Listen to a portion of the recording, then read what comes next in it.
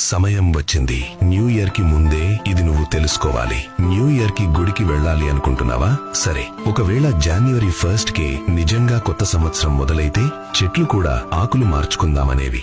కానీ చెట్లు ఏమంటాయో తెలుసా? ఇది కరెక్ట్ టైం కాదు అంటాయి. మరి ఎప్పుడు అంటే ఈ వింత చూడు. మార్చి ఏప్రిల్ వచ్చేసరికి చెట్లు చెబుతాయి కొత్త ఆకులు వచ్చాయని. రైతులు అంటారు కొత్త పంట సిద్ధమైంది అని. ప్రభుత్వం అంటుంది బడ్జెట్ ప్రవేశపెడుతున్నామని. పిల్లలు అంటారు పరీక్షలు అయిపోయాయి, కొత్త క్లాసుల్లో అడుగు పెడుతున్నామని. What a coincidence! ఇవన్నీ ఒకేసారి యాదృచ్ఛికంగా జరుగుతాయా? అంటే ఇదే ప్రకృతికి కొత్త సంవత్సరం, అసలైన న్యూ ఇయర్.